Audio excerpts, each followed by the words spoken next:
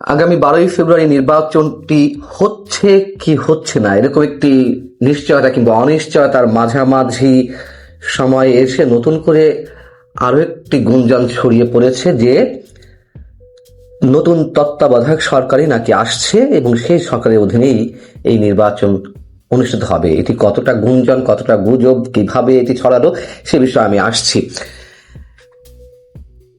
যদি 12ই ফেব্রুয়ারির নির্বাচনটি সত্যিই অনুষ্ঠিত হয়, নিঃসন্দেহে এটি ঐতিহাসিক নির্বাচন হবে। আমাদের নোবেল বিজয়ী অধ্যাপক প্রধান উপদেষ্টা ডক্টর মোহাম্মদ ইউনূসের ভাষ্য অনুযায়ী নিঃসন্দেহে এটি ঐতিহাসিক নির্বাচন। কেমন, কোন দিক থেকে? অন্যান্য বিভিন্ন অভিযোগের পরিপ্রেক্ষিতে আওয়ামী লীগের মতন একটি দলের রাজনৈতিক কার্যক্রম নিষিদ্ধ করার মাধ্যমে নির্বাচনী প্রক্রিয়া থেকে পুরো দলকে বাদ রেখে দেশের কোটি কোটি মানুষকে ভোটাধিকার থেকে বঞ্চিত করার মাধ্যমে এটি ঐতিহাসিক নির্বাচন। ভোটারদের এই নির্বাচনে আসতে বাধ্য করা বিভিন্ন ভয়ভীতির মাধ্যমে, না এলে তাদেরকে আওয়ামী লীগ হিসেবে চিহ্নিত করে পরবর্তীতে তুমুল শাস্তির মুখোমুখি করা হবে, এমন একটি আশঙ্কা অনেকের মাঝেই কাজ করছে এবং এই বিষয়টি তো আল জাজিরার প্রতিবেদনে উঠে এসেছে। একই সঙ্গে একই দিনে জাতীয় নির্বাচন এবং গণভোট, সেদিক থেকেও এটি নিঃসন্দেহে ঐতিহাসিক নির্বাচন। এবং সেই গণভোটে আবার সরকারি কর্মকর্তাদেরকে জনগণের করের টাকা খরচের মাধ্যমে হ্যাঁ ভোটের পক্ষে প্রচারণায় বাধ্য করা। এই নির্বাচনের পরে এই সরকার আরো 6 মাস কন্টিনিউ করবে কিনা, তার মধ্যে দিয়ে আরো কি কি ডিজাইন আসে সেসব নিয়ে মানুষের মধ্যে তুমুল একটা শঙ্কা, অনেক ধরনের প্রশ্ন। একটা অনিরপেক্ষ অন্তর্বর্তী সরকার কিভাবে তুমুল ভাবে নিরপেক্ষহীনভাবে নিরপেক্ষহীনতার সঙ্গে কাজ করা, এসবের দিক থেকে অবশ্যই এই নির্বাচনটি হবে একটি ঐতিহাসিক নির্বাচন। এবং একই সঙ্গে নির্বাচনের নির্ধারিত তারিখের 11 দিন আগে, মাত্র 11 দিন আগেও মানুষের মধ্যে শঙ্কা জাগে যে এই নির্বাচন হচ্ছে কিনা, হলে কিভাবে হচ্ছে। এই যখন অবস্থা, নিঃসন্দেহে এটি ঐতিহাসিক নির্বাচন। এবার বলি যে এসবের মাঝে নতুন করে একটি গুঞ্জন ছড়িয়ে পড়েছে যে ইউনূস সরকার আর থাকছে না, তত্ত্বাবধায়ক সরকার আসছে, সেই সরকারের অধীনেই নির্বাচন অনুষ্ঠিত হবে। তত্ত্বাবধায়ক সরকার যদি সত্যিই আসে তাহলে সেই নির্বাচনটি কবে, কিভাবে হবে, সেই সব বিষয় সামাজিক যোগাযোগ মাধ্যমে এরই মধ্যে ছড়িয়ে পড়েছে। শোনা যাচ্ছে কেউ কেউ বলছেন যে এটি দেশের অথবা দেশের বাইরের কোনো বিশেষ গোয়েন্দা সংস্থার প্রতিবেদন, আমরা জানি না। এটা তো সত্য কথা যে এমন আলোচনা তো গত দীর্ঘদিন ধরে আছেই যে আইন শৃঙ্খলা পরিস্থিতির চরম অবনতি হলে বা চরম অবনতি ঘটনার মাধ্যমে নির্বাচন পিছিয়ে দেওয়ার একটা ষড়যন্ত্র থাকতে পারে, অথবা একেবারে শেষ মুহূর্তে জামাত নির্বাচন থেকে সরে দাঁড়াতে পারে বা নির্বাচন বয়কট করতে পারে যদি কিনা দেখে যে তারা কোনো ধরনের সুবিধা করতে পারছে না, ক্ষমতা আসছে না, ইলেকশন ইঞ্জিনিয়ারিং ঘটানো যাচ্ছে না। এরকম আলোচনা আছে মানুষের মুখে মুখে।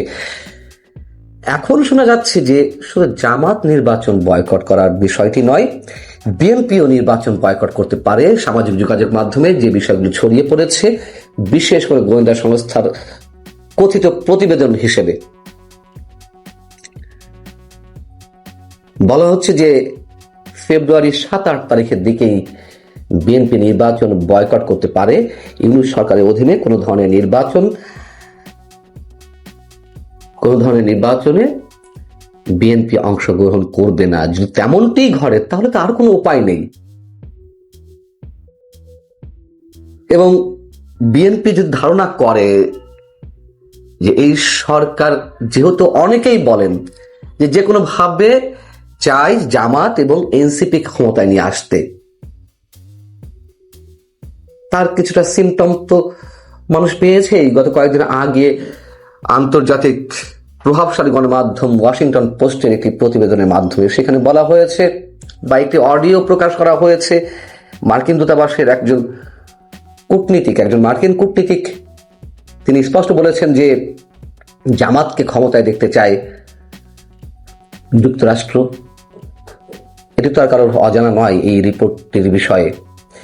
এবং এটিও আমরা জানি যে এই ধরনের মানসিকতা ভারতের অন্যতম একটি বাংলা দৈনিক এই সময়ে আরো মাস 3 থেকে 3.5 মাস আগে একই ধরনের রিপোর্ট বেরিয়েছিল। সেখানে অডিও রেকর্ডের কথা বলা হয়নি, তবে মার্কিন এক কূটনীতিকের দৃষ্টিতে তারা জামাতকে ক্ষমতায় চায় 5টি কারণে, সেখানে কারণগুলো উল্লেখ করা হয়েছিল। যাই হোক, এখন কথিত ওই প্রতিবেদনে বলা হচ্ছে, যেটি সামাজিক যোগাযোগ মাধ্যমে নানানভাবে ছড়িয়েছে, বলা হচ্ছে যে তত্ত্বাবধায়ক সরকার ফিরে আসবে 10-11 তারিখের মধ্যে। নতুন তত্ত্বাবধায়ক সরকার শপথ নেবে, ইউনূস সরকারের বিদায় ঘণ্টা তার আগেই বেজে যাবে। এবং নির্বাচন কবে অনুষ্ঠিত হবে? নির্বাচনটি অনুষ্ঠিত হবে আগামী 30শে জুন।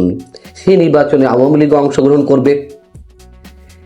এবং ভারতীয় সাংবাদিকরাও তো জানিয়েছেন যে এখনো আওয়ামী লীগকে অংশগ্রহণ বিষয়ে ভারত নানানভাবে কৌশল অবলম্বন করে যাচ্ছে। তাদের বক্তব্য হচ্ছে, ভারতের এই ধরনের তৎপরতা বা যে কোনো দেশের তৎপরতা বা কূটনৈতিক তৎপরতা কোনোটি ওপেন চলে, কোনোটি গোপনে চলে, এটা তো সত্য কথা।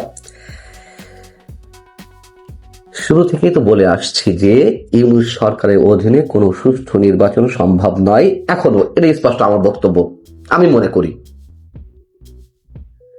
এবং কথাও আমি বলে আসছিলাম যে বিএনপির উচিত যে একটা নিরপেক্ষ অন্তর্বর্তী সরকার হোক বা তত্ত্বাবধায়ক সরকার হোক, সেই সরকারের দাবি করা এবং তার অধীনে নির্বাচনে যাওয়া।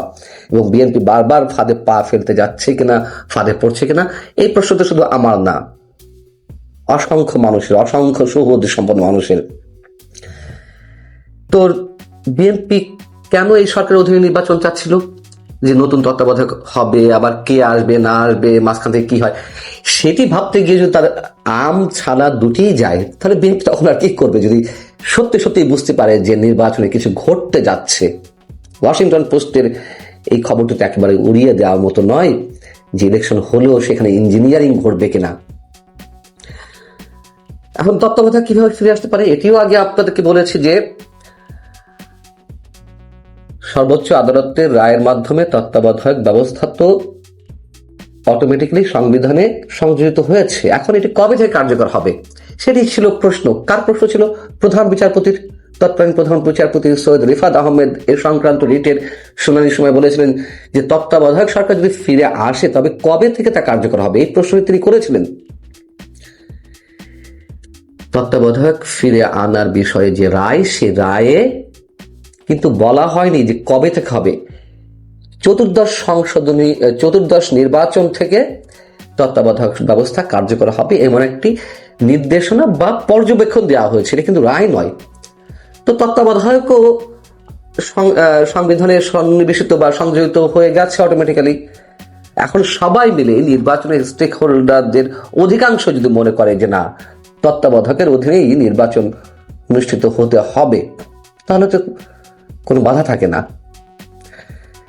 এবং ওই যে বলছিলাম যে শেষ মুহূর্তে আইন শৃঙ্খলা পরিস্থিতির চরম অবনতি ঘটানোর মাধ্যমে অথবা শেষ পর্যায়ে গিয়ে জামাত নির্বাচন বয়কট করতে পারে, এমন একটি পরিস্থিতিতে 12 ফেব্রুয়ারি নির্বাচন হবে না, সেটি দিল্লির সাউথ ব্লকও মনে করে। এমন একটি বিষয় ভারতের কোনো গণমাধ্যমে কিন্তু এসেছিল, ভারতের পররাষ্ট্র মন্ত্রণালয়ের বরাত দিয়ে।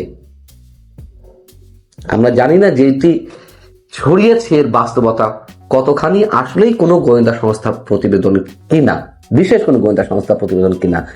তবে বাস্তবতা এটি, এখনো পর্যন্ত মাত্র 10 থেকে 11 দিন আগে এসেও মানুষ নির্বাচন হবে কিনা এই প্রশ্নের সাথে সাথে বোঝা যায় যে এটি কি ধরনের নির্বাচন হবে যদি হয়। ভালো থাকুন সবাই, আল্লাহ হাফেজ।